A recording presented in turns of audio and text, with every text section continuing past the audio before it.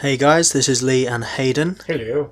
And you're listening to the Two Monks podcast, where we talk about gaming, D&D, movies, and pretty much a bunch of shit as well. Mostly shit. Mostly shit. So, Hayden, how has your past 2 weeks been since the last podcast? Very boring. I mean, it's been alright, I suppose. Just same shit, different day, as it were, so to speak. How about you? Yeah, well, I can relate. Yep. Yeah. Same old work, shit, really. training. I suppose that's been a highlight is Mondays and the Wednesdays. That's right. Some punchy kicky fun time and have 6'4" people slap their testicles on your head. I'm going to leave that there. Yeah, there's no explanation needed there. I think everyone all three of our listeners yeah. completely understand that. Two of them being us.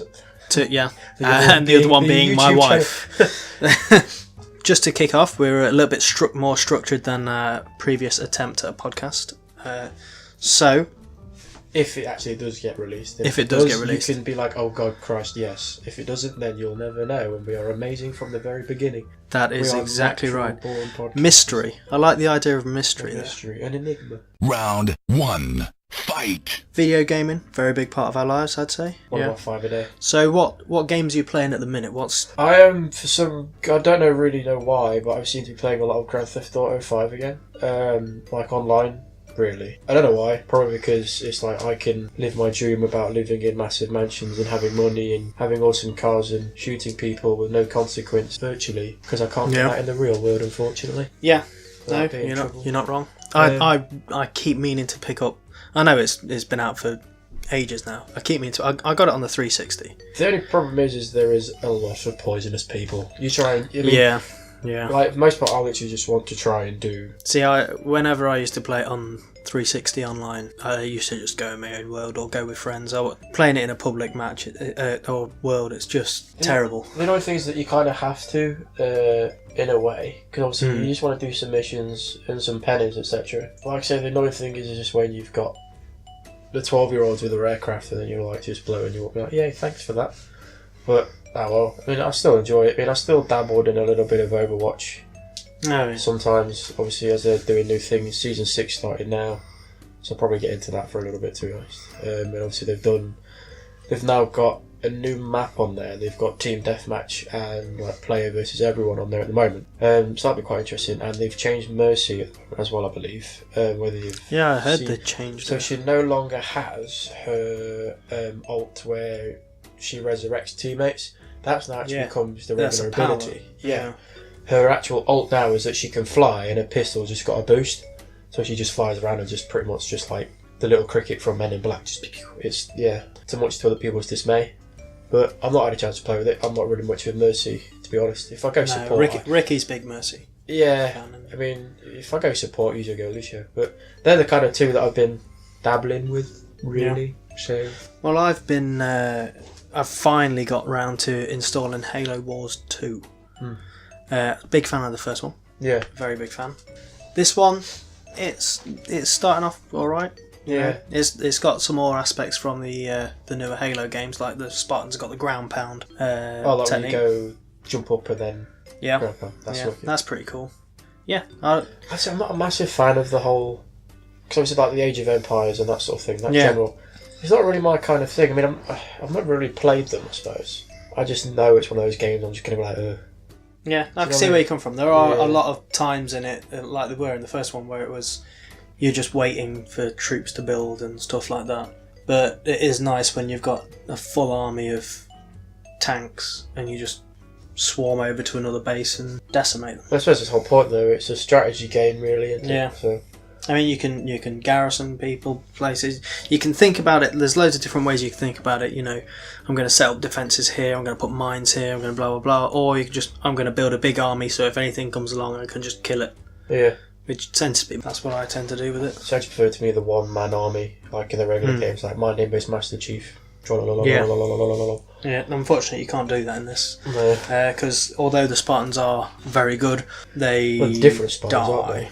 They're of the original... They're Spartan 3s, aren't they? No, they're Spartan 2s, just like Chief is. Because the story is, in the first one it was set 20 years before Halo. Because is it in the first one, is it the one that's got...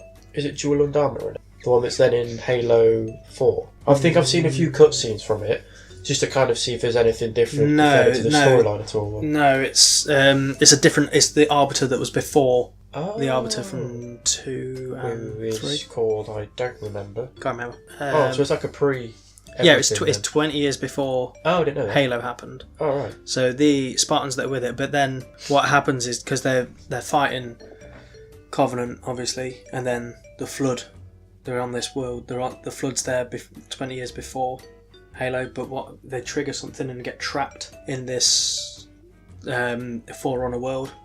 Right. And are completely cut off, lost with all hands. And then in this one, it's set more up to date with the story, and it's they've somehow come back after 20 years. Just randomly, all they know is that an hour ago they entered slip space, and now they're at the Ark, and they're fighting this brute who was the first to stand up against the Covenant. So the way it's described it as the Covenant nearly wiped out humanity, but they were fighting us and this guy at the same time. Oh, and the brutes. But they nearly wiped out humanity, but they never came close to wiping out the brute. And all that they've got to defeat them now is an old ship, half a crew. Oh, right. So it's quite good how they've done it. But they had the opening scene where there was one of the brutes. It wasn't even the main guy. It was just another, one of his lieutenants. Just took on the 3 Spartans and nearly killed them all. Jeez. They are. Yeah. Aren't they? I mean, I love the Halo, just in general. But I want to get into it just because I say I'm a Halo fan, and I'd love to just sort of play them just to be like, I'm a fan. But I don't know. I just feel like I'd get bored of it, and I don't really want to. Do you know what I mean? Because I've really enjoyed everything Halo so far. I think the best thing for you then is because it's co-op as well, so you could play it with someone, so you can go through it with them together. Oh, fair enough. The only problem is it's not co-op on the same screen. Yeah. Let's see. I mean, what is it? It's Halo 6 next, isn't it? Yes. So that would be interesting to see. Oh, yes. Christ, because what is it? The Didact. Oh, yeah, Didact. That's the one. The last one, you see him fall, but we don't know if he's actually dead. Oh, yeah. Do you? Well, the main bad guy in this one's going to be Cortana still. Rampant Cortana. Crazy ex-girlfriend mode, really. Yeah. I mean, I'm kind of hoping that we're going to get Arby back, to be honest. Well, he was in Halo 5, wasn't he? But obviously I'm leader of the people. Yeah, he was a beast. Yeah. And don't get me wrong, on the last one, I did obviously I was 2 separate teams and that sort of thing.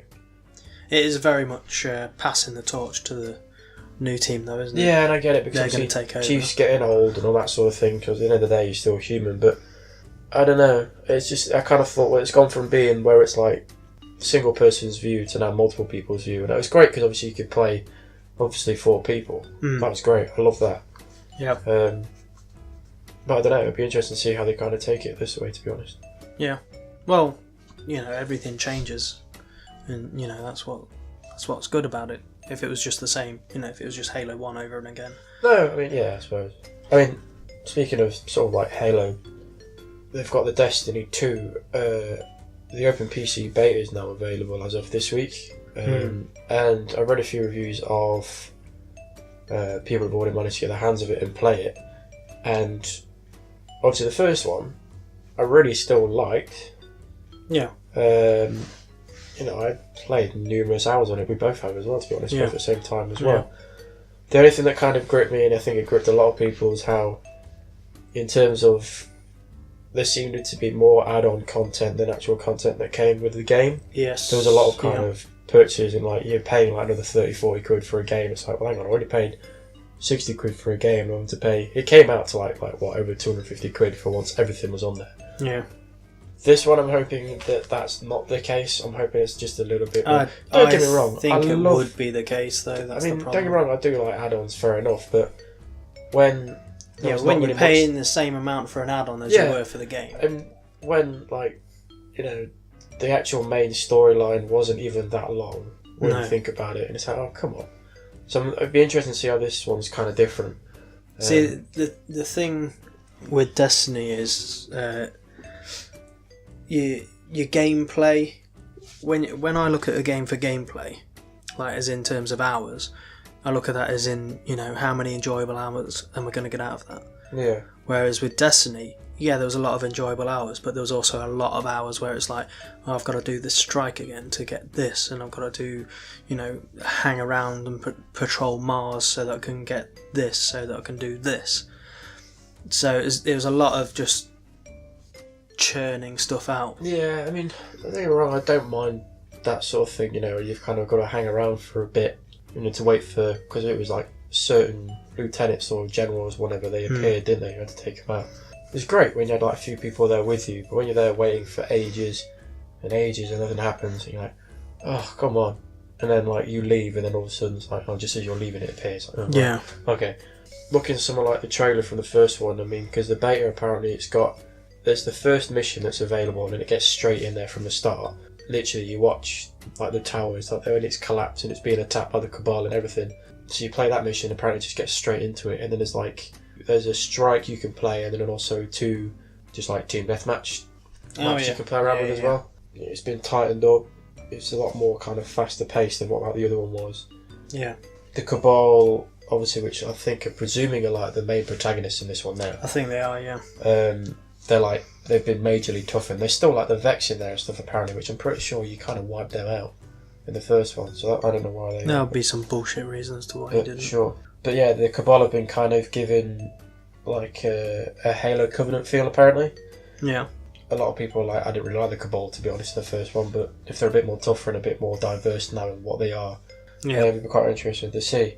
But the weapons are different though as well, so you got divided into primary, secondary and heavy slots before No, I think before there was 4 actually, I can't remember now. There was 3. And then each class has its like additional support. So as Titan, you can now summon Protective Wall. Yeah, so that's like the Blade Walker from the first. Is it? No, not Blade Walker. Something like where you had like that purple dome. Oh, Defender. Yeah. I'm But isn't that's the Defender doesn't get the dome now though? I don't know. No, I saw it. Let's Play. The Defender doesn't get the dome. I can't remember what they do get. Whereas the Titan, you can summon a Protective Wall. If you play as a Warlock, you can create a Dome of Healing Energy, which I'm pretty sure is the same as the other one as well. And then the Hunter gets like a slightly less helpful dodge and a reload kind of move. Yeah. So it's kind of, I suppose, like quick and high in agility a little bit. But then their main beefy sort of modes you can get as well. So the Titan Sentinel gets like a shield. Yeah. So you can like literally like just charge through and just take all the damage and that sort of thing. So you're pretty much like a tank. The Hunter's Arc Striker, you get a staff, go to town and everything with like this electrical staff and just actually open up cans of warpass against things. And then there was another one as well. The Warlock, which is Dawnblade, you get like that big fiery sword. So what you used to get after... Oh, the sword from what was his name? Crota? No, Crota was the sun. Oh, Oryx. That's it. You used to be able to get that blade, don't you? You can have like a fiery blade or whatever. Well, that one you pretty much get a fire blade as an ultimate from the beginning anyway, that you can just ground and pound shit. I probably will get Destiny 2. Probably not straight away. No, I don't think I'll get it Probably not straight away. I don't think I got Destiny 1 straight away. I think I waited a bit. And that's probably why I was a little bit later. Yeah. I think I'm going to leave it a little bit. Just because if it is like a one-trick pony, I'll be like, well, I can either put it off for a little bit and then maybe see if they do something else with it, or I'm kind of waiting for them to iron out any more kinks. And then I probably will pick it up eventually because, it's still quite a fun game, like, so. Yeah. We'll see.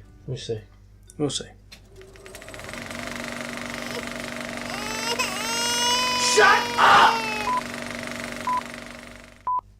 Okay, moving from games to the world of movies. Movies. What movies have you been to see lately? None. Not really. None. To be honest, there's not really been much been out. If I'm completely honest. I really want to go see Dark Tower. That's Idris Elba, isn't it? Idris Elba, Matthew McConaughey. That does look good. Based on the Stephen King's books. Yeah, there is It as well, which is another Stephen King. I am not going to go see that because I'm not a fan of horror films. To be honest, I am also the same, and I know that Ricky won't be going to see it because clowns are his nemesis. Really? Yes. I say we make him go for the giggles. It would kill him. Really? Yeah, it would actually kill him. Or he would kill us. No, he wouldn't be alive to kill us. He would actually die. Really? He'd shit himself to death. Really? Yes. Oh dear. But other than that, There's not really much. There's been some movies come out. There's the Logan. There's the Lego Ninjago movie coming out this month. So Logan came out on DVD and Blu-ray. I have the Blu-ray actually. Yes, so do I. I haven't watched the noir version yet, though. There's a noir version, is there? Yeah, you will have it there. Is it? Yeah. What's the difference? The noir version is in black and white. The only colour is the blood. Really? Yes. Very Schindler's List. Except for, Yeah. Well, mass hoarding. still death. Yeah. And, everything like that. That'd No be Liam Neeson. Yeah. That'd be quite interesting. World War II would be different if that's the case. Well, he was in World War II. Mind blown. Boom, boom. But no, Logan. It's taken this long to get a decent Wolverine film. I just love the fact it's the way it always should have been, just dark and gritty. Yeah. That's really what it should be, because obviously if you read kind of like the history of him and stuff anyway, he's not exactly a happy-go-lucky chap. No, is he? no, not You at know all. what I mean? It's just kind of, he's lived a very long time. He can't feel pain. Well, he can feel pain. He can feel pain, but he's got a very strong threshold for yeah, it. but it's kind of like, without pain, how can you run faster, jump higher, and that kind of thing? Yeah. That sort of fear of death, which he obviously doesn't have. So it's like, so it's quite nice to see him kind of on the precipice, actually see Logan become quote-unquote human in a way, though, at the same time. So it's sad, but it makes for a really good film. It's a very good spoiler alert, he dies at the end. It's a very good send-off. That doesn't leave much time to spoiler. Oh crap, quick, press the... Oh, well, it's too late, he's already... Yeah, well, I suppose. anyone who's going to see it, or anyone who cares has seen it. So if you read comics, everyone dies and come back again and all the different things. Yeah. What I like is straight from the beginning, that opening sequence, you're like, oh, what kind of film are we going to get into? Oh, his claws have gone through someone's head. Yeah. That's the tone. That's the tone of the film. He's like half drunk driving a limousine and it's like, hey, jackass, dead. I'm like, love it already. Oh, chopped his leg off. Great. That's where we are here. What's annoyed me, though, is I've seen all these things like, all the clickbait things on it, 25 people who could be the next Wolverine. And it's just like, what about her? Yeah, I mean... She could be the next Wolverine. Yeah, I mean, in the comic books now, they've actually done the whole... Yeah, well, she is the new... She actually is now Yeah, she is the new Wolverine. X-23. And you know what? I'd be well happy with that, because she is mean. Yeah. See her in the film. For a little girl. Yeah, all she does is scream and impale people. I'm like, go to your room, please, if you don't mind. Or stay there, that's fine. Just don't eat me. Yeah, she's very good. Other movies that come out? We've got... There's a couple more coming out for this one. There's that American Hustler, whatever it is. It's that Tom Cruise, or I'm not sure what it is. I think it's like where he works for the CIA and Pablo Escobar. Made in America. Made in America. Yes, yeah. He works for the CIA and Pablo Escobar at the same time. Yeah. If that's a true story, yeah, then whoever did that has got cojones. I know, I'm going to work for the mob and Central Intelligence at the same time, because, that's not going to go down well. But there's not really much for this. I mean, the ones that I'm really looking forward to are pretty much, most of them are next month, to be fair. I mean, most of all is Thor Ragnarok, which is the end of next month. Oh, sweet Christ. Yes. I cannot wait. I think it's the 27th. I know that my wife is very excited for that film. Yeah, but she's not excited for the same reasons that we're excited. No, she is excited to see his hammer. And I'm not talking about Mjolnir. Yeah, for all we know. No, only the worthy can... She has often said to me that she wishes I was Chris Hemsworth. Oh, well, that's very nice. Yeah. Isn't it? Till death do us part. Till death do us part, or Chris Hemsworth says yes. Yeah. There was another one as well that was coming out this time next month. I can't remember what it's called now. Basically, it's a film, pretty much. I saw the trailer of it a couple of days ago, and it's where there's this group of people where they die, but then they're brought back to life. It's all in a controlled environment. They're like, right, yeah. I'll die for a minute, then bring me back. And like they've seen shit, and it kind of comes back with them, and it was almost as if like death has followed them back. Okay. That's right up my alley. I think I might watch that. Oh wow. Just because I'm kind of fascinated with that sort of thing. Yeah. That might be quite interesting to see, just because... I mean, it's not like quite Paranormal Activity in the fact that it's not a comedy. Yeah. It's actually serious. Not something that's trying to be serious, but it's just not. So that'll be quite interesting. But yeah, Thor's the big one for me. Yeah. Just because it brings us one step closer to Infinity War. Oh yeah. When is Justice League out? That's coming out soon. That's after Thor, I believe. Yeah. See, they've made a big thing, all the trailers and everything like that, and then I've just not seen anything for a couple of months. No, unless I've just not been looking. I mean, there's not really been. There's been the same sort of trailers, Yeah.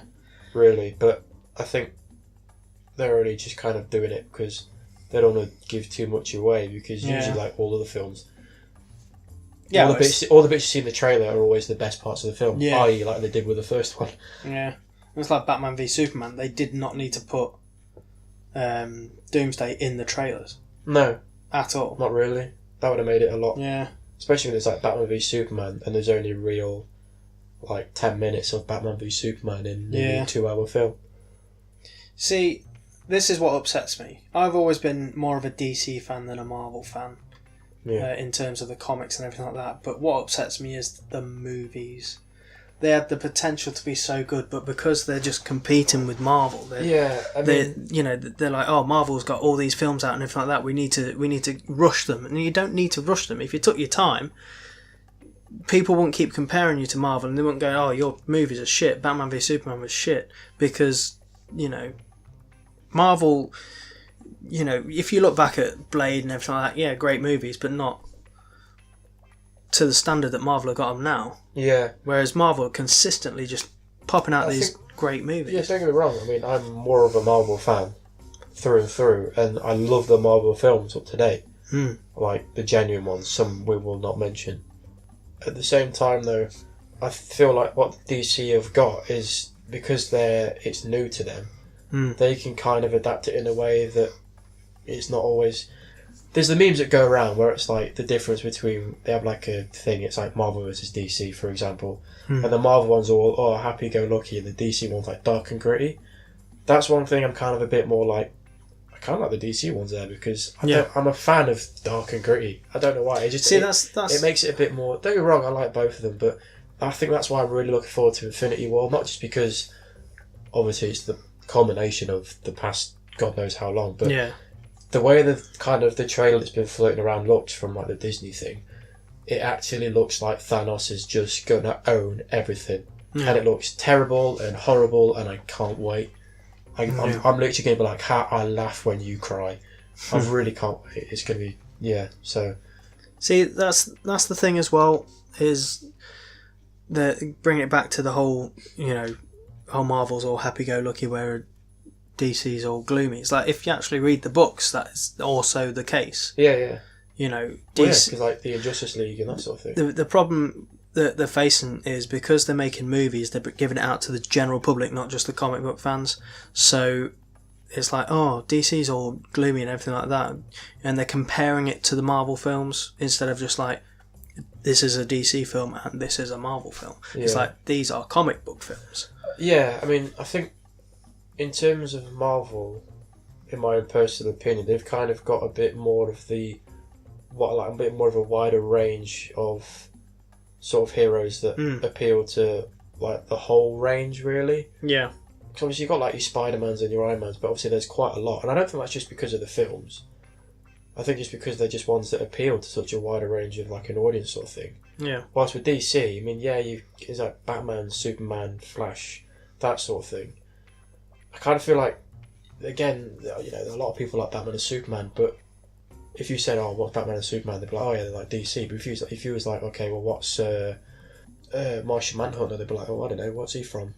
Yeah. Do you know what I mean? That's not just that, though. It's like, I was watching, this was a while back now, I was watching, I think it was Avengers, and I was watching it with my mother, who, God bless her, she's 60 odd years old now, and she turns around and goes, oh, when's Superman going to show up? I was like, well, this is Avengers. I'm having to explain to a different universe. It's not just because she's 60 odd. You get it with everyone. People that just they're not comic book fans, so they don't. They just think it's all one universe. Yeah. And, it's the same with like Justice League movies. Like, where's Spider-Man going to... He's not. But bring it back to Spider-Man, though. What did you think of Spider-Man Homecoming? I love the film. I enjoyed the film, and I think it was very fun to watch. Yes. There was a few bits I was kind of like, why did they not do this? Or why have they done that? Yeah. But in terms of, it's like the first sort of Spider-Man film that actually get their hands on. Yeah. It was alright. Yeah. It was alright. No, this was my argument with it as well. It was first Spider-Man film. It was good. Yeah. There was nothing wrong with it. It was a Spider-Man film. It kind of felt like the Spider-Man film featuring Tony Stark a lot, though. Really. Yeah. I mean, I can understand why they've done it because they're bringing it all in, and they're giving Spider-Man this, super high-tech suit and everything like that. That's fine. That fits in with the story and everything like that. But I actually liked it more when he didn't have the suit and he was old school Spider-Man. Yeah, with the hoodie. He had to get on. Yeah, but as I was saying, this Spider-Man movie, it was a good movie in and of itself. But when you compare it to the other Marvel films that have come out recently as well, it wasn't as good. Guardians 2 and just the movies that have come out recently. I mean, I think they had to kind of be careful with it in a way, because obviously the Spider-Man films have been rebooted so many times now. And, it's finally one that they've got. So I think what they did, which I can't really fault them in a way, but they played it safe. Yeah. They played the safe. I thought, let's not go anything over the top. Yeah, you're right. Let's just make something that's just going to be fun and enjoyable and leave it at that, because we don't want it to just flop and then it's like, well, crap. Yeah.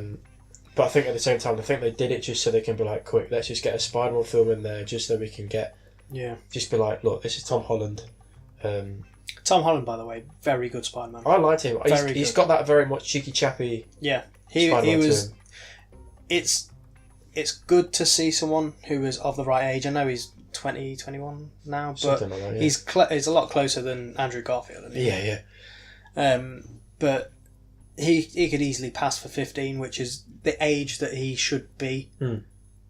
Which is fantastic. Yeah, exactly. Like just the young, sort of, like I say, not a care in the world, cheeky chappy. He doesn't really know the real world yet, which I think is going to be quite interesting when it comes to. See, that's the thing. You've got Tony Stark, who he's done some shit and he's been through some shit. Yeah. And then you got Spider-Man, who's like never really left Brooklyn. Yeah. No, Queens. Sorry. Yeah, Queens. And just that contrast of those two. That's what I think works well, and that's why I think it was good that Tony Stark was in it as much as he was. Yeah. It's almost like it was like the pacifier kind of movie, wasn't it, really, in a way, but it's like superheroes. Yeah. He's almost grooming him, like, look, just so you know, some shit's coming, so I want to make sure that you are ready. Because I've seen in the trailer for Infinity War, he actually has like the black, red, blue in like the gold sort of suit, and it looks awesome. I still haven't seen that trailer.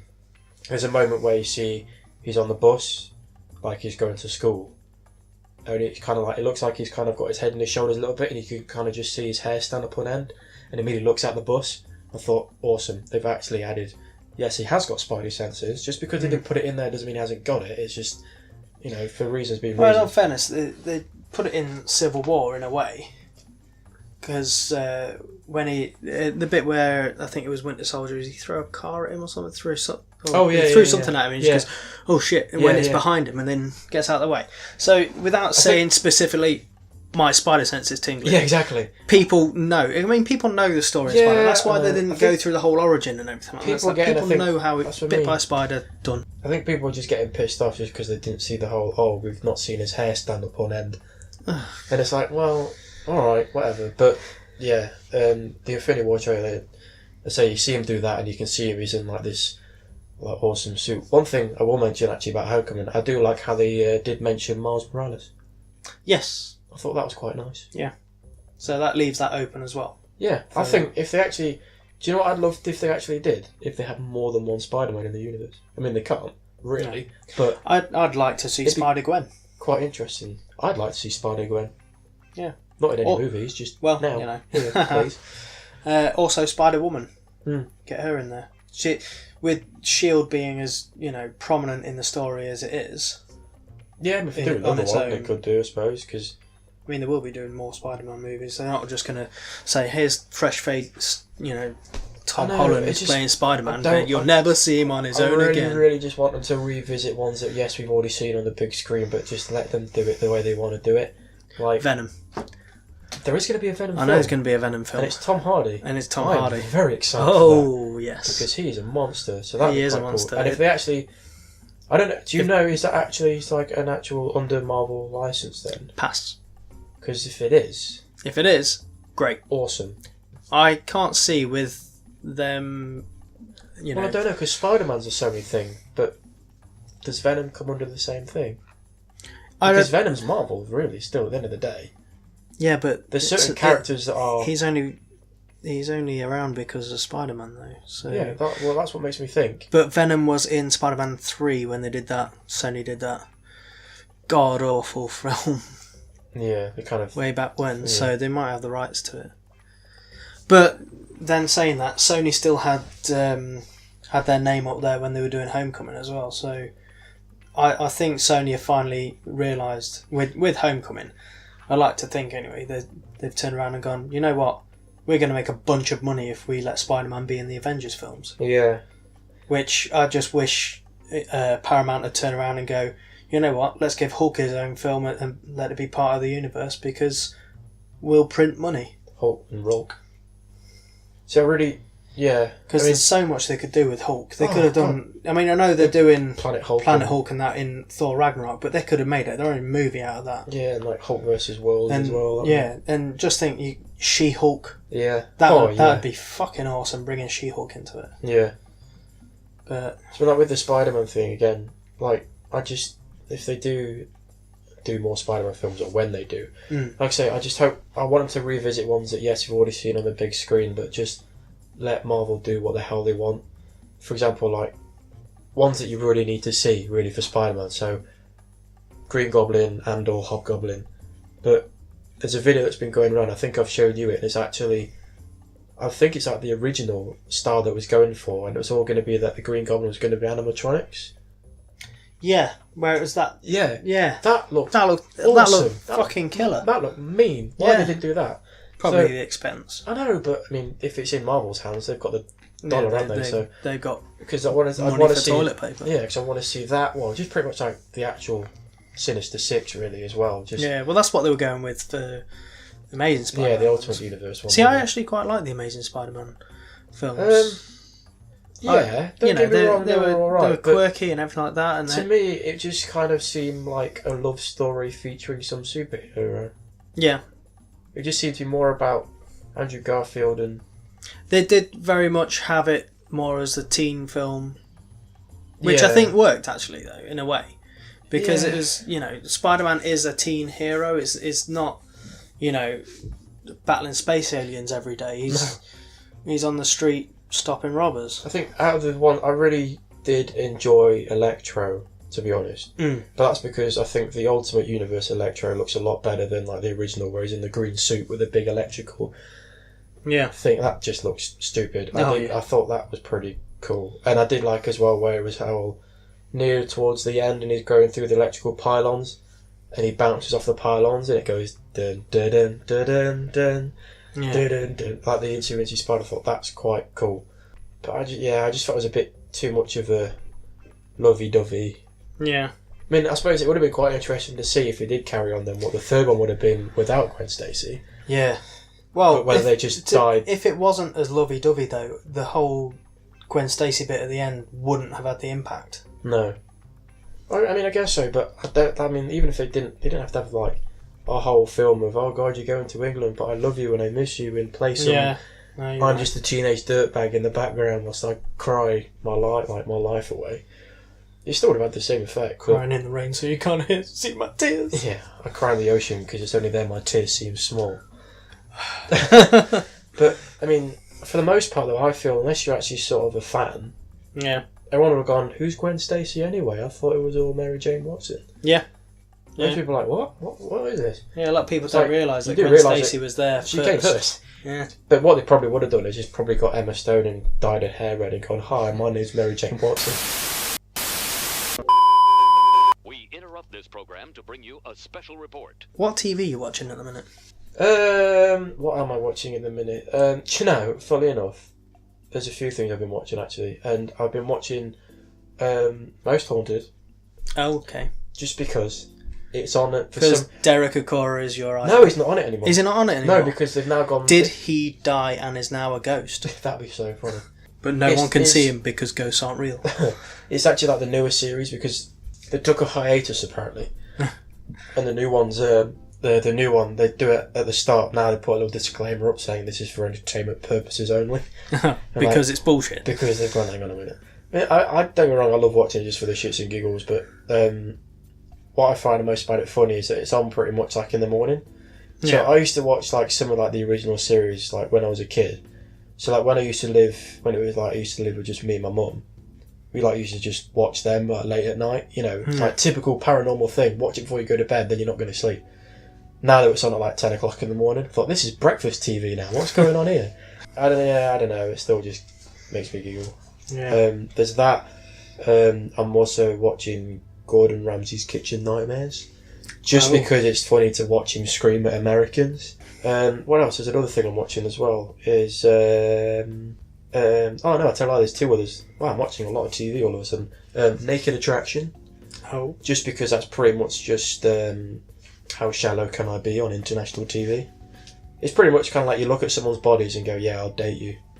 Jesus Christ. It's like, how... And they wonder why there's that many body issues. But you know what's funny is that all of them are always the same thing of, oh, I always date the wrong person, I always go for the bad boy, or I always go for, I don't know, like the gym rat or whatever. And they always choose the person they say that they're trying to get away from. Bearing in mind that when it comes to like the last two, the one person that's there is like, would actually be like, you know, a lot better for him. It's like, oh no, I'm going to go for the person that I always am, I've always gone for. And then when it gets after a month, I'm going to say, sorry, it's not going anywhere. And it's like, you're a dickhead, mate. Sorry, what's the point? And it's like, and then I'm going to wonder why my life's so shit. I'm like, because you choose the wrong people, you twat. But I don't know. It's just funny. Well, at the minute, me and my lovely wife, we've just halfway through season 3 of iZombie. Oh yeah, fantastic show. Absolutely love it. Yeah. If you haven't watched it, I recommend. Obviously based on a comic book, but each show, the premise of it is this girl is now a zombie, not like, you know, mindless zombie. She still has all her faculties, but she needs to eat brains to remain as she is. So, you know, the normal. Yeah. But every time she eats brains, she gets the memories and the personality of the person she eats. That's awkward. Yes. Now then. Oh, God! And then she uses this. She works as a medical examiner. She works with the police to solve that person's murder. By eating their brain? Yeah, well, she eats their brain as she's, like, examining the body. That's weird. So she's just full on there like, oh, no. No. That's another thing as well. Every time she does it, she cooks it into a meal. Oh, lovely. Yeah, it's disgusting, but... What's for tea, love? Awesome. Old El Paso. And it's quite funny as well. It's quite a bit of humour to it as well. But it's just the bits where she changed. Like, I watched one yesterday with the wife where she ate the brain of a dominatrix. Nice. And just watching her interview all the people that were... was it all in like rubber latex in a German accent? Oh, she was wearing, you know, some very dominatrix style clothing. Not like all latex or anything like that, but she was very like stern and everything like that. And watching these guys being interviewed and just like, there is the killer. You will tell me now. Not quite that. Oh, what? But and then like the next one where she's got the brain of like a scatterbrain drama queen and stuff like that. Oh, really? And it's quite good. It does show her Rose McIver's acting range. Just now, every episode she's I suppose a different personality. Yeah. And there's one where her and her boyfriend, who are both zombies at the time, both ate the brains of a father and daughter. He was a typical dad, you know, dad joke. Oh, really? Kind of dad, and she was a, you know, sort of valley girl. And she ate the dad's brain and he ate the daughter's brain. So he was all like, oh, I can't even look at your abs, it's making me sick and everything like that. And she was like, hey, you know what? You're the best guy around and all that. It's very good. Hello, abs, I'm dad. Another program that I heartily recommend if you have Netflix is watch Unbreakable Kimmy Schmidt. It is just, you know, half-hour episodes. and it's just hilarious. It's uplifting, it's funny. If you're feeling down, depressed, put that on. Yeah. It will make you feel better, because she's this person who she was kidnapped for 15 years and held in a bunker as some part of apocalypse cult, and then when she came out, realised, oh, the world hasn't ended. So she goes and does the only, she's like a Midwest girl, I think she is, and she goes and lives in New York. Because reasons. But she lives in a basement with this incredibly gay black man, and he is just fucking hilarious. Really? And basically, all this bad shit keeps happening to her, but she just smiles about it, and she's like, "No, I'm gonna get on with it," and everything like that. And it's just really uplifting and positive to watch, and hilarious. Yeah, there's so much that I want to watch her, like. But when you've got like TV and Netflix, and then when you've got all the TV programs but no time in the world, yes, it's like, God's sake, it's kind of difficult because you want to finish one thing before you start another thing. This is the problem I have as well, because life. Me and the wife watch them together. It's finding time where we're both there to watch them. Yeah, that's the problem. And heaven forbid I watch an episode without her. Yeah, Jesus, hell hath no fury. Yeah, she would just murder me. There's lots of good TV. I mean, obviously, I need to get around to watching The Defenders. Yeah, I need to as well. From what I've seen so far, a lot of people aren't so keen on Iron Fist, apparently. Yeah, but I mean, the Iron Fist program, it took a while to get into, and my problem is, from a martial artist point of view, is this is a TV show. Marvel's TV show about a martial artist, and they picked an actor who wasn't a martial artist, and you can tell. Yeah. From I'm sure people who don't know martial arts or anything like that, they'll watch it and it's like, oh yeah, he's got some moves and everything like that. But I'd watch it and just go, why is he looking like he's playing Just Dance? What's he doing? And it's not that. It's like he's not really got the figure for it either. He's very sort of skinny. He's not really got the look for it as well. Yeah, I'm not saying you have to be muscly or fat or anything like that, but he doesn't look like he's got any muscle. Do you know, I always had in my head that I would love to play Iron Fist when I heard they was going to do it. Ray Park. Yeah, I can see Ray Park being him. Who was he was Darth Maul and Cobra. Was it Cobra? And Toad. And Toad, because do you know what happens to it? Never mind. No, not even. But yeah, he's like stuntman / gymnastics martial artist, and he's got. I'm pretty sure he could, do something like pretty well. So. Or Donnie Yen. Donnie Yen would be good. Just anyone that's. Anyone other than. I can't even remember his name. I don't even know his name. I'm not gonna lie. Loras Tyrell. Who is that? He's from Game of Thrones. That's it. Yeah. I have to think that's who he was. That's where he's come from. Son of a bitch. Yeah. That's who he is. Son of a bitch. He went from sucking Renly's cock to pretending to do martial arts. To sucking cock at martial arts. So I know the Game of Thrones finale's been and gone now. I'm not up to date. Oh, never mind, don't worry. I've started to do this thing where I will wait for the season to finish because it's over quicker before you know it. Yeah. And once it's all there, just watch it all in one go. Yes, that is also what I'm trying to do. However, I still need to finish season 5. Oh, right. So you've got a long way to go. Yeah, well, part of the problem is I don't have Sky or any other way of watching it. Yeah. Another part of the problem is now Daniela has agreed to actually watch it with me. Oh, right. So you've kind of as long as we watch all the other programmes first. Oh, right. That's so fair. I've got to finish all these series. We've only got the rest of iZombie, the last season of Falling Skies, which is very good as well, underrated, and Defenders to watch. And they're not really full seasons. And then we're going to get into Game of Thrones. But the reason she hasn't watched it before is she's very squeamish. Like, oh, well, fair enough. Gore isn't really her thing. And I was like, when I first started watching it, she was like, oh, I don't know if I'll like it or anything like that. So I thought, right, you go into the other room, I'll watch the first episode, see if you like it. That opening scene, where they're the other side of the wall, and the guy gets his head ripped off, and I just shouted into the other room and said, "Yeah, probably not going to like it." Yeah, it's but fine. I managed to talk around to it. Yeah, it's fine. Come in. She actually watched a couple of episodes that I haven't seen. Yeah, so I think she knows what to expect now.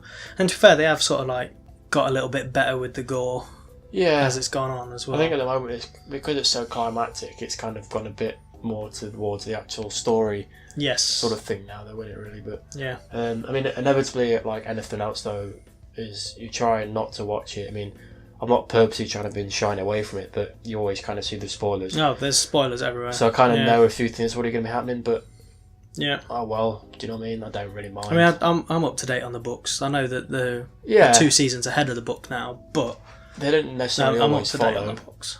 But well, I don't mind.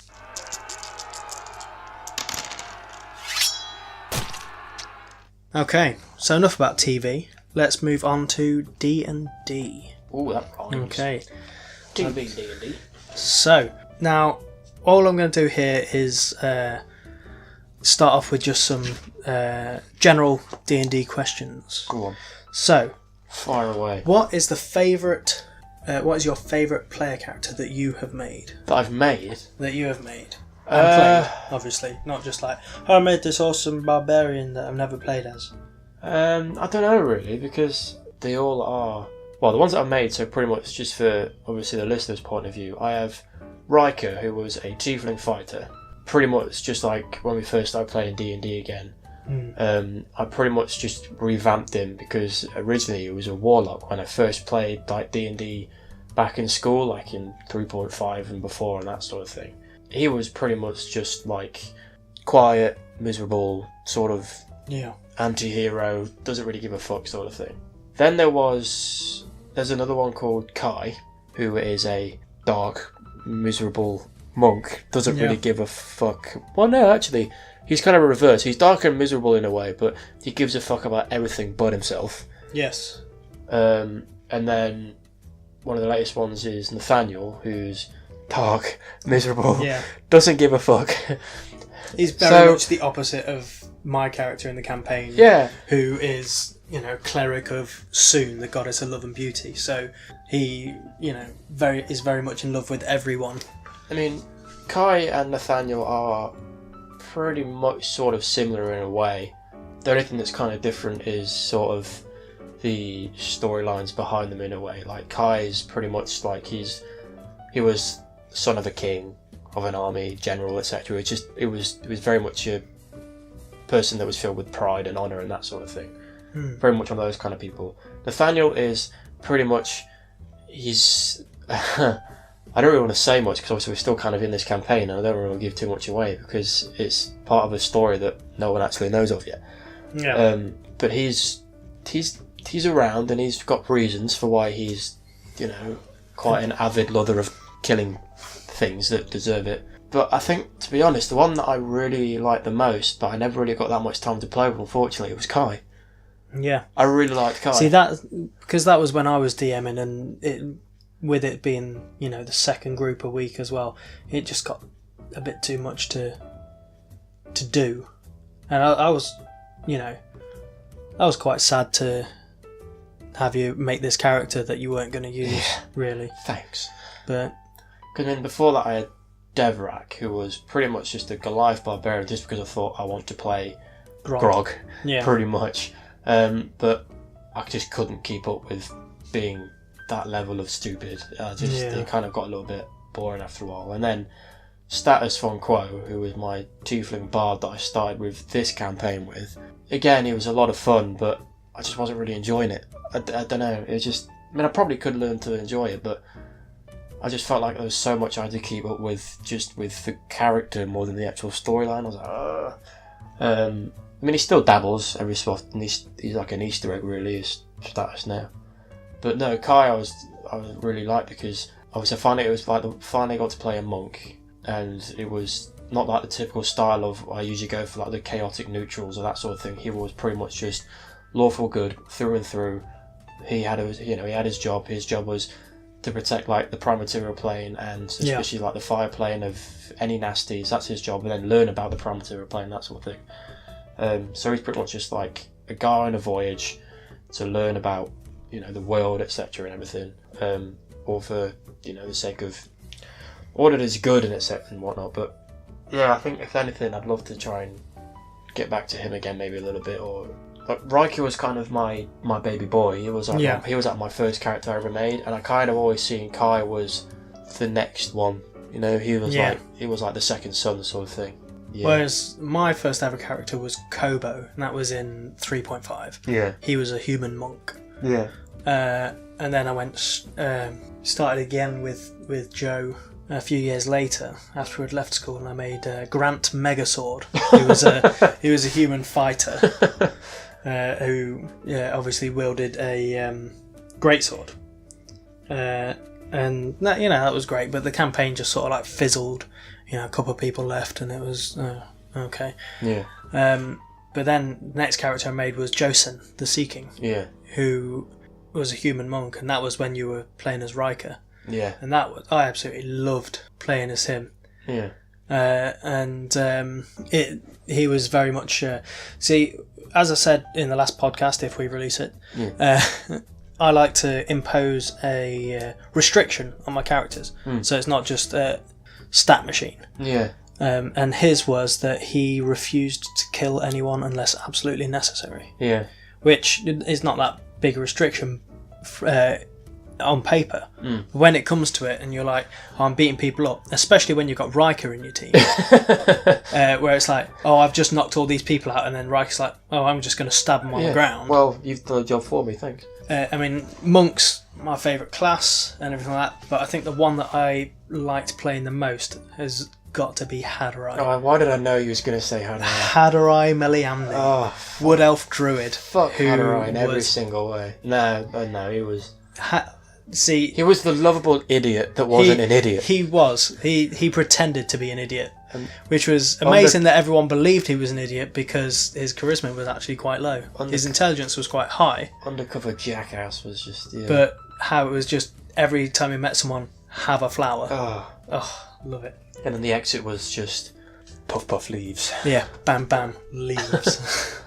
Yeah, I mean, yeah, it was one of those guilty pleasures was Hadorai. But yeah, it's quite interesting you're saying about giving your character restrictions, because that's actually made me think, for the likes of Kai, again, he was a monk as well, which obviously coming from the martial arts thing was great. And he was a very wise and intelligent person. Well, no, sorry, he's a very wise person. He wanted to gain intelligence, but he wasn't overly that charismatic, because he's been stuck in this one plane, and this is his first time in quote-unquote the outside world, so he's got no clue what anything really is, and he doesn't really know how to talk to other people. Yeah. But he's just very wise in his words and that sort of thing, and yeah, he was the same sort of thing though as well. He wasn't all about the loot, he wasn't all about stealing the gold or anything, if it was a gift to him, or if it was passed to him, or if he deemed it worthy to have it, he would take it. But if it's like, you find this hoard, he wouldn't have anything to do with it. He did not care, because it's not his. Why should he have it? So yeah, which is, well, I think that's why I'm quite looking forward to as well the Storm King's Thunder one, because obviously we've done the same sort of thing with like the intelligence and that sort of thing. It's just and socially another awkward. Another restriction we've got is that neither of us can read and write. Yeah. And also our communication is going to be a bit stunted, because Common's not our first language. No, it's something we've only picked up in the past couple of months. So that's going to be... Which I think that's what makes it, I say, like, don't get me wrong, I mean, for the likes of Riker and Nathaniel, they are fun to play, they are beasts, but I think it's because, due to like the look of the roles and obviously like the stats that they are and whatever, it's just, they didn't really have anything to play off, they don't really have anything to play off. I mean, they do, in like the stories Rising, they are just vicious and bloodthirsty, but it's like, well, that's part of the game though, really, isn't it? In some ways. So when you've actually got something to sort of play off at the same time, not just the story, it makes it more interesting. So that's your favourite player character that you've made? Yes. What about a player character that someone else has made? Not including me. Because I know you were thinking Hadorai. Alright. Ooh, that's quite a tough one. I mean, there's been several groups of characters to choose from. I think personally, at the minute, I'm going to have to go Varlan. He is a maniacal, pyrotechnic, it's just the mental... It's just the way Joe plays him. Yeah, I is think. just Varlan is this. He's a kobold sorcerer who deals solely in fire, and just everything. We're playing Rise of Tiamat at the minute, and he worships Tiamat, who is the enemy that we're trying to defeat. And he's just so happily And he's wandering with our party. Yeah. Doesn't give a fuck. He's openly travelling with 2 worshippers of Bahamut. Well, 1.5. Oh, that was good. The paladin, can't really call him a paladin, but just some of the ways that he just says some of the stuff as well. Someone got killed, and I instantly thought it was Varlan. And I just went, Varlan, what did you do? And Varlan just went, nothing. Just I wish it was a gnome that was killed, and obviously he hates gnomes. Yeah. So it's like nothing. I wish it was, but it's so sad. It's just fantastic. It just results everything to: is it flammable? Can I burn it? And it's just he thinks he can resolve everything by fire.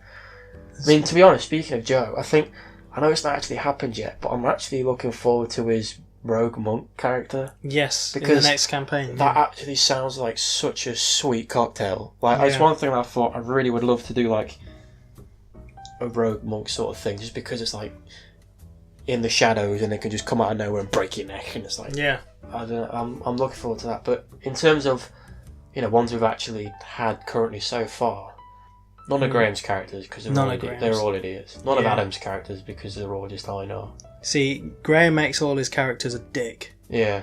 Or annoying, and it's Adam makes all his characters just murderous. I mean, Adnan as a character, I think what I liked about Adnan the most was just the whole oh shit moment where he was like, oh hang on a minute, there's 2. Yeah. I think that's probably one of the. He was twins, but you only saw one at a time. Yeah, because that was like a oh fuck moment. That was right under our noses, and we didn't even realise. Yeah, we were planning that for ages. There were clues all along how one of them could cast spells and one of them couldn't. It's a tie between Josen, just because again it was like a monk, sort of thing, and just because the whole thing of anything bad or whatever, Josen will touch it first. Yes. Yeah. That was just Josen's phrase. I touch it. Or whenever interrogating someone, I punch him in the face. Yeah. Or Torin. Yes. You see, Torin was a close second for me as well, because Tim, who is our current DM, Torin being a blue dragonborn paladin, he was very.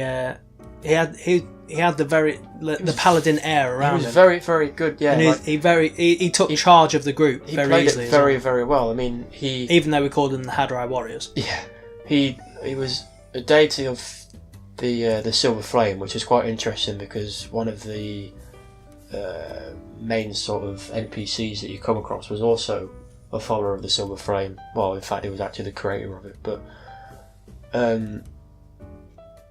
He just played that paladin role very, very well. He didn't unnecessarily kill, that sort of thing. He stuck to that role. And then our next paladin is... Just ruined it. Just, what is the point? Adam with his...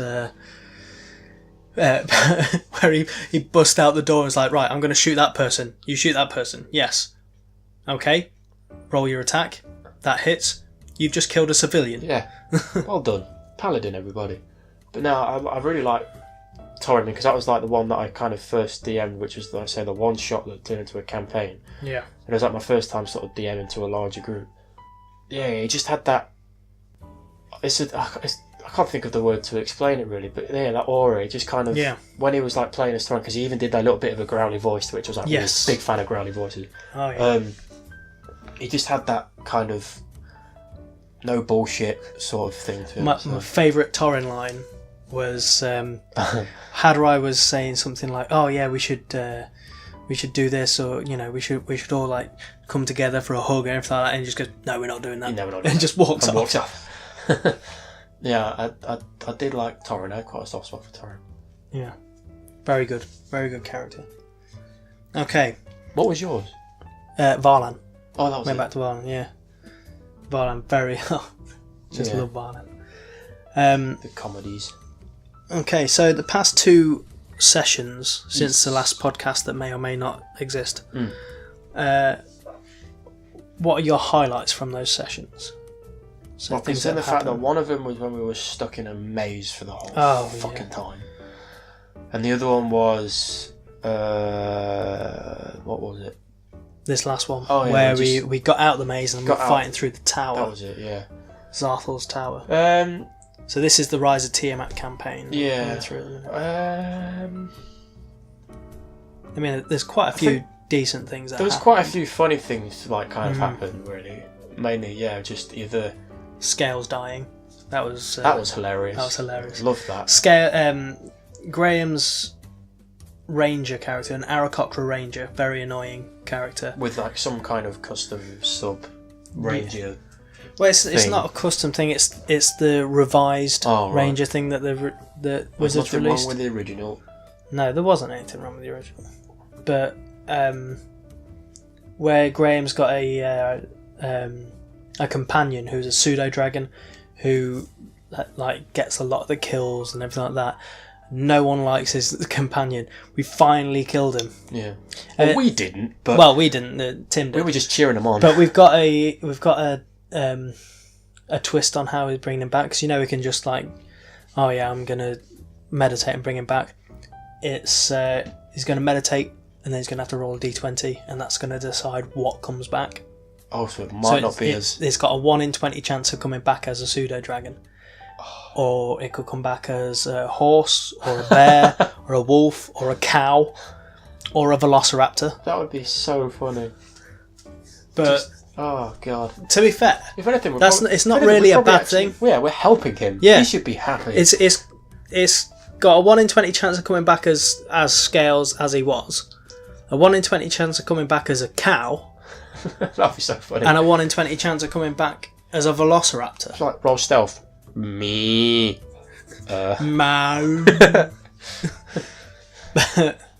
But yeah, when I realised that you can have a velociraptor as a companion, because That'd it's be so cool. because it's basically it's any beast with a challenge rate of no higher than a quarter, Right. and a velociraptor fits in that. Really? So with the new Tomb of Annihilation, if I'm not DMing it, I'm gonna be playing a ranger with a velociraptor companion, Nice. just because Are you going to be called Chris Pratt? I'm going to be called Chris Pratt. Or Piss Crack? Piss crack. Piss Crack. I'm Piss Crack the Ranger. This is my Velociraptor minge flaps. Blue. Grr. But yeah, so that was Probably, that was my highlight actually, was Scales dying. It's been a Scales- long time coming. It has been a long time And coming. I'm glad, Yeah. because fuck him. So Scales has got another kill. Yay. Hey Listen- look, Graham's playing another 50 characters. It's where it's like, oh, Scales is the like, MVP of the group. Well, he's not though, really, is he? No. Because no. most of the time he just gets like the last few hit points and takes away the Yeah, hit that's points. what it is. After And the thing is, everyone else has munched them away. because Graham's found out about the random animal table, right? And he said that would actually help him because Scales deals like a 1d4 damage, and literally everything else deals 1d6. so the all it's going to do is make Scales a bit more annoying. But Yeah, but I mean, if Scales is a cow, I don't really care. no, we can ride him. Or he can ride him. And Could you imagine that? And you sit on his back. You roll into town in Aarakocra on the back of a cow. What the fuck? It's like a That'd be awesome. turducken. But no, what else happened? There was the whole maze thing. Yeah, that took forever. Tim told me the pagoda that where we had the wall and we had to break through the wall and none of us broke through the wall and we all passed out. Yeah. That was actually the guy who was in there with us was an illusion. It was actually a Dao underneath that we had to break out and fight. Oh, right. Yeah, but to be fair, if it wasn't for bloody, again, the paladin, Yeah. he was like, I'm just going to keep drinking tea. Or you can help us all as we are slowly choking to death from Yeah. poison. And then at the last minute... and then Varlan's like, oh, is that what we're doing? I could have just done this and got through the wall. Oh, I could have, yeah. I could have just disintegrated the wall. Like, sorry. Oh, God. It's just so... Yeah. Yeah. We've only got like a week or two left. Well, yeah, 2 weeks or so. So all we've got to do is go to Thay, which Tim says take no more than an hour, and then we're into it. Which is us, though, still. Yeah, I know. It could be him talking, and he says it's going to take an hour. It would still take 4. Yeah. But probably after this one, and it's going to be... Stalking Thunder. What we're probably going to do is just have it as an audio only. Just to begin with. Release it as a podcast. As like a D&D sort of podcast, yeah. Just to kind of see, how it would turn out like, really. I mean, it's not going to be hopefully much editing to it anyway. Obviously it's going to be going from like an hour and a bit podcast to probably around 4 hours. But for the most part what we'll do is we'll just try and get rid of any it'd be tangents. A long one, won't it? So. Yeah, I mean, we'll get rid of any tangents. I mean, we're keeping some like the shits and giggles, obviously, because it's not just going to be about that. One of the big problems that we face is particularly me and you, is our phones are a big distraction. So we're going to have to all of a sudden just put them aside, playing with Google Translate, or it'd be like midway through a battle, here's a funny video on YouTube. But anyway, back to TMI. Yeah. Gonna do it as an audio only. We'll keep some of like the shits and giggles in there anyway, just to kind of see how it goes, see what it sounds like, and then really anything we have to do after that is just I might try and do a couple with video as well, or do snippets of video as well. Yeah. Because basically just it's all as just trial, the tests and the trials to kind of see positions wise. So obviously when we get to after this one, then we'd go from mine and then onwards, obviously from mine then to yours for Out of the Abyss and stuff. We'll actually have like a setup then that we're happy with, and we can just start doing loads of them really. But yeah, I thought I'd do an audio one just so you can kind of see what it's like to be in the vicinity of us jackasses whilst we play D&D really badly. Yeah. And take us 4 hours just to go around a couple of corners in a hedge maze. Really. So, and it's like I say, and a bit more. we play fast and loose with the rules. Yeah, I mean we make mistakes. We're only human. Like from when I did mine, and it's one that I'm kind of doing the next one as well. Is the rules are there, and I think sometimes they're there to be broken because I'm very much more. I'm not a harsh DM. You know what I mean? I'm not like I'm there to kill you. I'm very much more about the storylines and the kind of the character progression, and actually kind of getting really involved with like the role playing of the characters, and actually building that kind of rapport, like with obviously like the audience watching it, and actually falling in love with like the world and the characters, etc. That's the kind of thing I like. I don't like the whole thing of you failed, therefore you're dead, or that kind of thing. I mean, there's some rules there that I'm also maybe adding some different rules in there, tweaking some of the other ones, but that's just to obviously still give it a bit of a general dark and gritty feel, because like I said, I love that sort of genre, but then just at the same time it's not, so it's going to make it difficult. Like I say, I want it to be very much a storyline. I want it to be shared amongst, I'll say, whoever actually ends up watching it, and really getting into the storyline and enjoying the characters and seeing their progression and the characters' progression in that sort of world. That's what I kind of want to go for. So bring it down for player characters or campaigns or anything like that, without releasing any spoilers or anything like that. Have you got any sort of cool ideas that you'd like to try out with a player character, or so as in future ideas for a character that I want to do? Yeah, potentially. I mean, I've got a few different types of wizard that I want to try out, like a divination wizard who works as like a private investigator sort of thing. Yeah. I've got a necromancer who hit the thing that he has holding him back is that he doesn't use an arcane focus. He has to have the components. Yeah. So it's like, if I haven't got any back guano, I can't use a fireball sort of thing. I mean, there's a couple that I've kind of had ideas for, like, that'd be quite cool, or sort of custom, so to speak. If it actually exists or not, I don't know, but things I thought that'd be really cool. And it's one you've been on about as well, is that I'd love to have like a monk. They are actually like blind. Yes. They only deal with like either tremor senses, or they've only got like, due to like just their absolute focus of hearing, they can only really tell what's around them by using sound, or whether within like 30 feet of them. But anything further than that, it imposes like disadvantage or that kind of thing. Yeah. But I'd love to have it something like that, but where you play it as so much that the other characters or the audience doesn't necessarily know that. Yeah. Like, they play it over so kind of well.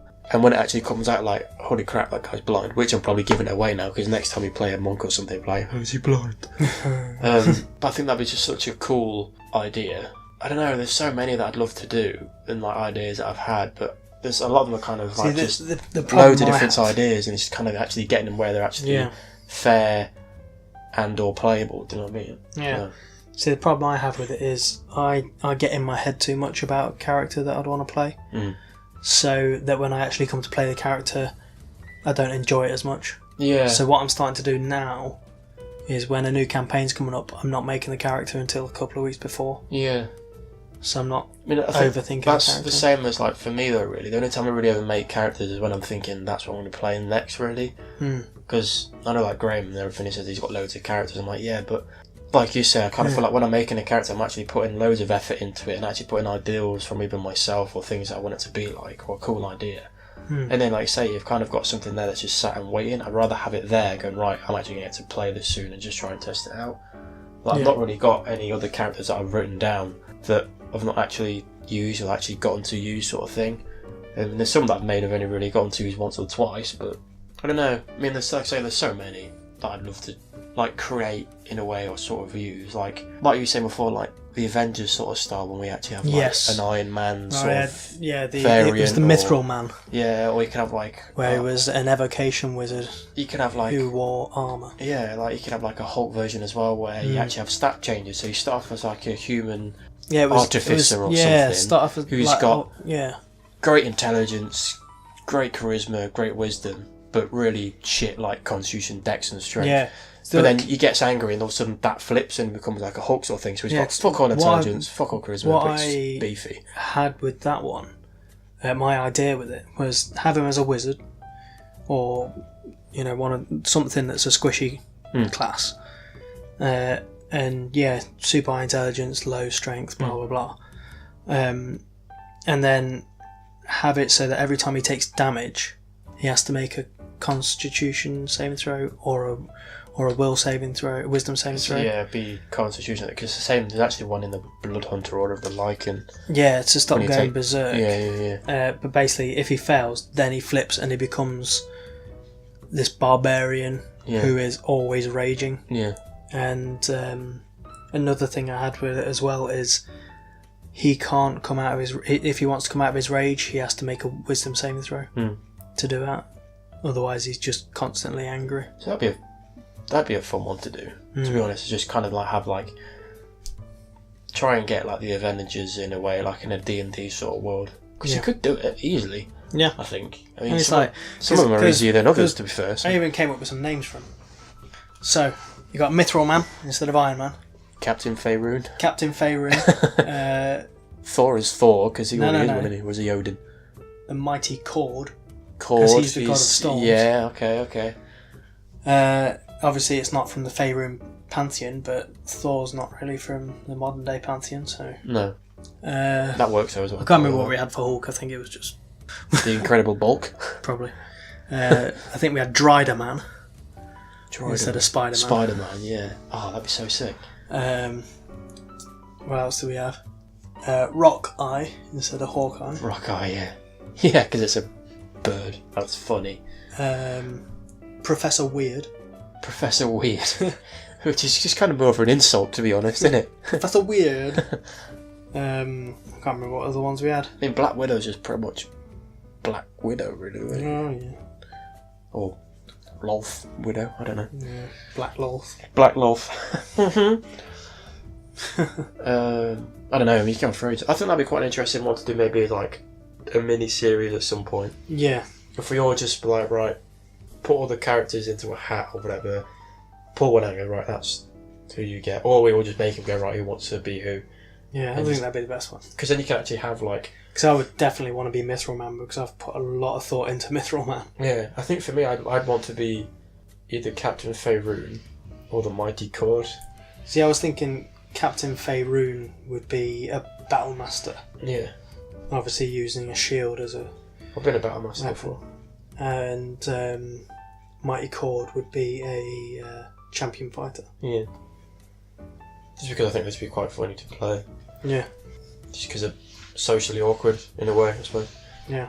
That'd be really fun to play, I think, because you can actually have like create like enemies that actually have like Loki and that sort of thing. In a way, that'd be quite an interesting mini series.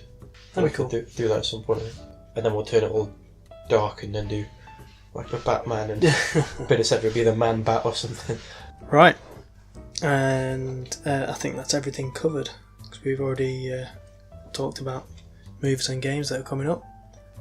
Yeah. Unless you've got anything left. Actually, I've got a quick thing. So Comic-Con's coming up in Comic-Con soon. is coming. MCM London Comic-Con October. Extraordinaire. Which really looking forward to. Now I know I can actually go. Yes. What are you going as? I am hoping, if I can get the costume sorted and made, to go as a medieval Green Ranger. Which would be sweet. It would be awesome, as long as I can get it looking good. Yeah. If I can't, then I will be going as... Lee Bridge. as myself. Yeah. But yeah, what about you? Due to like time and cost wise, because obviously I wasn't sure for how long if I could get to go, and what I really wanted to originally go as, I'm just going to be going as the Punisher. Yeah. Just so I can actually, because I've got most of it already, like military sort of style thing. Just need to get some guns that I can Trench coat. spray. No, unfortunately, because they are really expensive. But I've got like I've already got like a Punisher top. I'm just getting another one with a large skull that's quite faded on it, like a t-shirt. I'm just going to get that one instead with like obviously the commando bottoms with the weaponry and like the gloves and that sort of thing, like leather gloves. Well, all fairness, seeing as I wore a long leather jacket last year when I went as Captain Boomerang, I can vouch for the fact that even in October, it's hot as fuck. Yeah. Well, you was wearing a jumper as well, though, weren't you? I was wearing a t-shirt. I was wearing the blue jacket, the bomber jacket, and the leather jacket on the top. And towards the end of the day, I hummed. I really fucking stunk. But yeah, hopefully the Punisher, because like I said, originally I wanted to do like Soldier 76, but it's just the expense-wise, I thought I'm not going to be able to afford to do that in such a short period of time.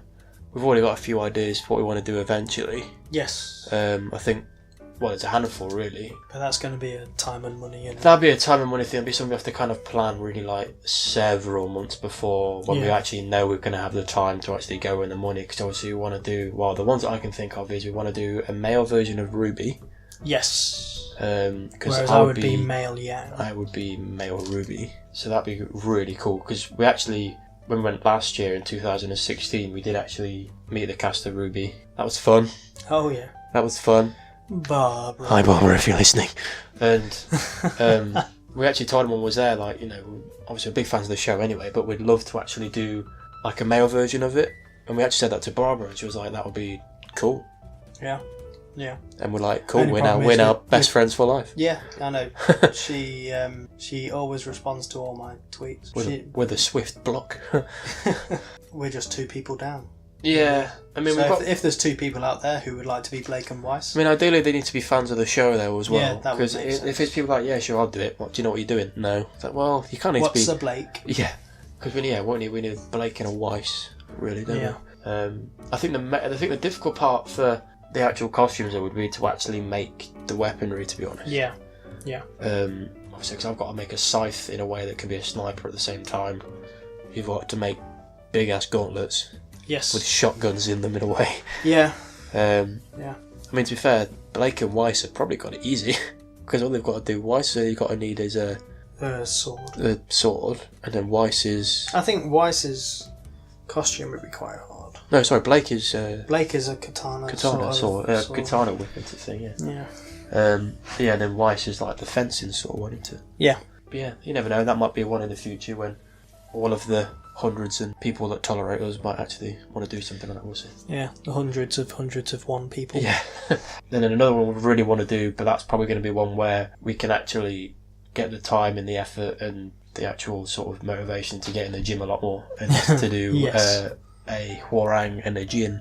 Yes. Lee being Hwoarang and me being Jin. The only difference that being is because like I'd love to do like Beck, but I can't really pull off old Asian man very well, to be fair. No. I don't think. Whilst Jin, I'm sure you'd be really good at pulling off an old Asian man. Yeah. But not in the way you're thinking.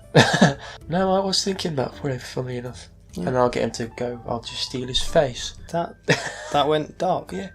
That's how I like it. Wait. I thought you liked it Asian. No, that's Graham. Oh. I like mine hot, milky and sweet. Mm-hmm. Okay. Oh. But no, that's one that we'd love to do. And I think the way we'd do it is actually have it where you would be the Tekken 3 style, where he's got like the Dobok. He's in his Dobok sort of style. Dobok wearing. And then mine would, I think it's Tekken 4 style, where he's still got that signature sort of jogger bottoms with a flame, but he's got the jacket on as well and that sort of thing. I don't know, but we'll see. I mean, that's going to be that's one that I'd really, really want to work hard on. Because if you can do like the ones from like the new Tekken, that'd be so awesome. But that'd be one that we really love to do. I mean, I don't know, because I don't really like Hwoarang in Tekken 7 with the eye patch and the jacket. not Tekken 7, so like Tekken 6, where he's got like the is that vest? Yeah. Thing on with like the leather chaps and chains. Pleather. Playful leather. What are you looking forward to this year then? I mean, for Comic-Con. For Comic-Con? Yeah, what are you looking forward to for Comic-Con? See, I don't know who's going to be there. So then what I've heard is that David Hayter's going to be there. That's all I've seen and heard so far. Yeah. Whether they're leaving it till like the last minute to be like, guess who's going? I don't know. I don't know how normally they like. I don't know. Leave it, so. See, the thing is, it's 2 weeks after RTX as well, and if I'd have realised, I'd have probably gone to RTX first. Yeah. Well, the funny thing is actually that's going to be something else I was going to ask you. I think either we should actually have a hiatus from Comic-Con at some point and go to a RTX instead. Yeah, it depends when they are. I mean, if you can do both, great. Yeah, but money. Yeah. And trying to get time off work. Yeah, as exactly. Well. But I think going to an RTX one would be quite good, because I think what we should do is actually go to the RTX one as the male Ruby. Yes. That would make more sense than Comic-Con. I would very much also like if we did male Ruby one day, and then if we could get 4 people, like a total of 4 people, the Sex Fun Shulker Boys. Yes. That would be awesome. As long as, Funhouse are there. Yes. Just because that is the only time that we'd be able to wear those clothes and not get arrested. Yeah.